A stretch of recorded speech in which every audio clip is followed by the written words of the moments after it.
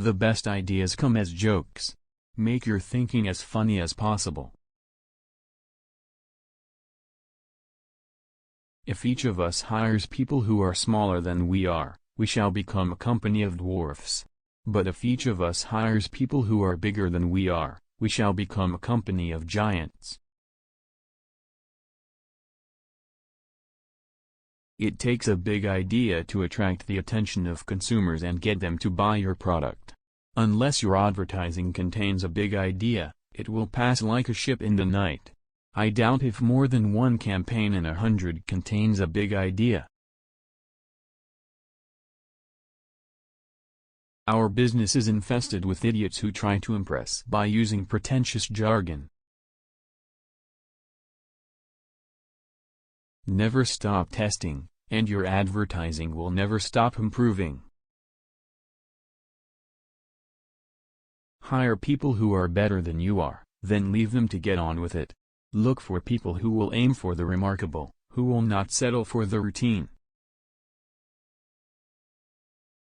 Never write an advertisement which you wouldn't want your family to read. You wouldn't tell lies to your own wife. Don't tell them to mine. Leaders grasp nettles. If it doesn't sell, it isn't creative. Advertising people who ignore research are as dangerous as generals who ignore the codes of enemy signals.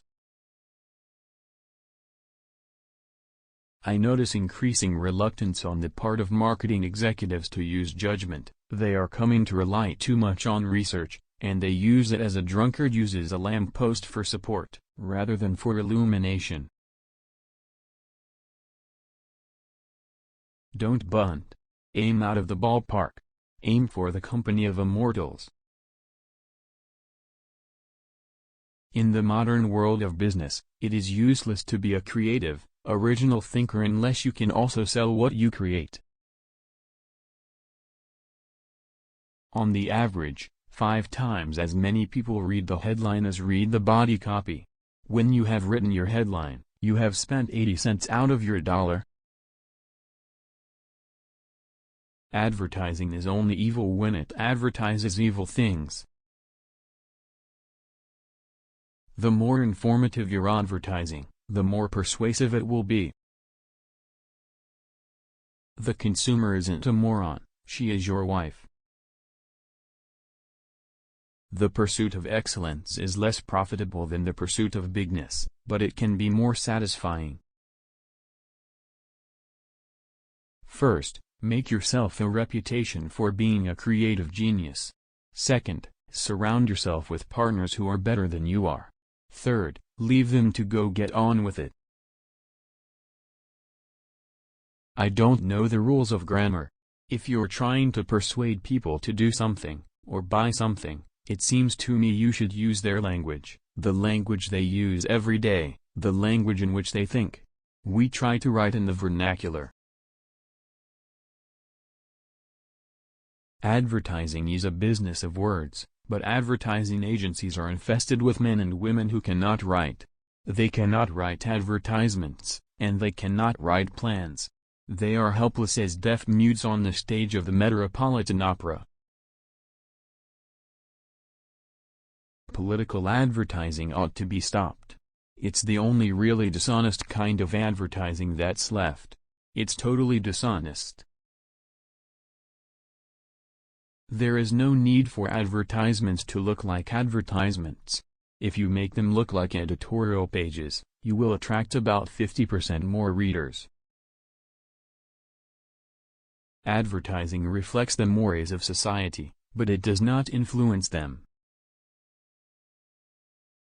I have a theory that the best ads come from personal experience.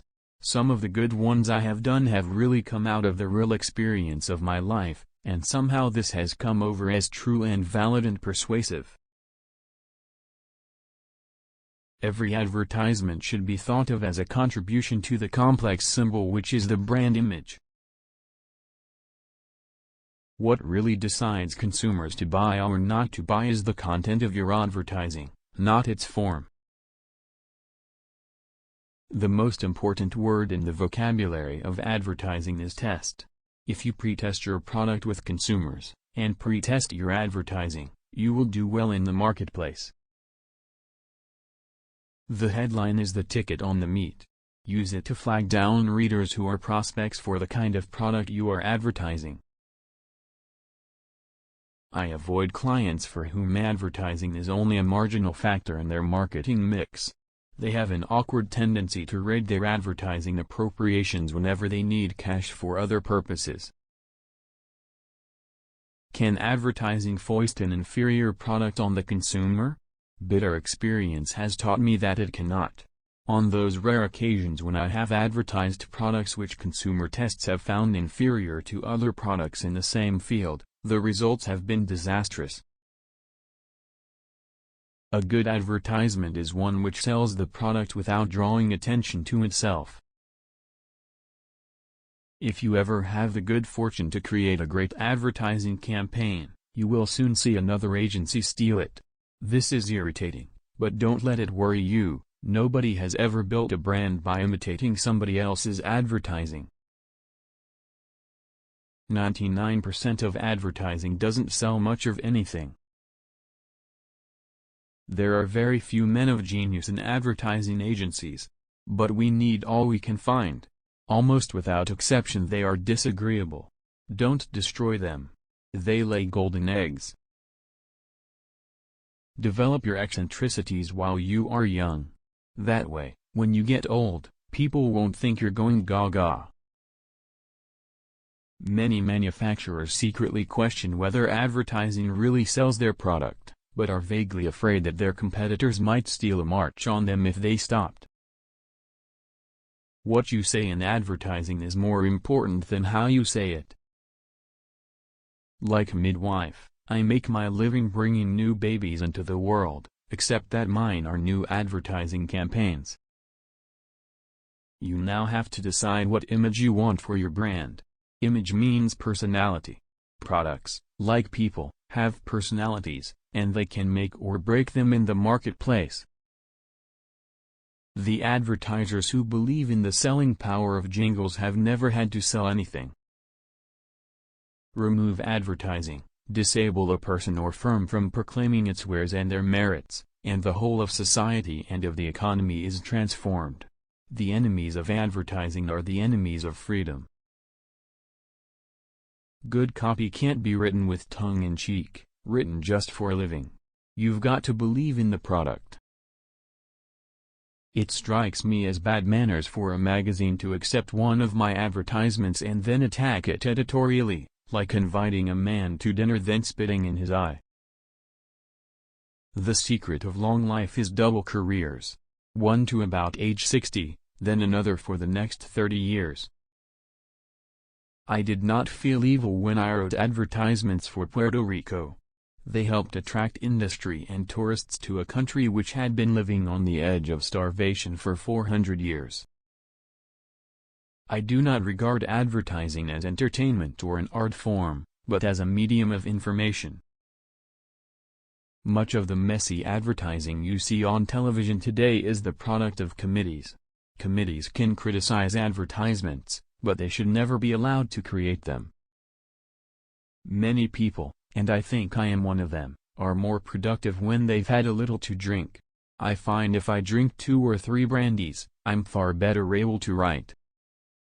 The relationship between a manufacturer and his advertising agency is almost as intimate as the relationship between a patient and his doctor. Make sure that you can live happily with your prospective client before you accept his account.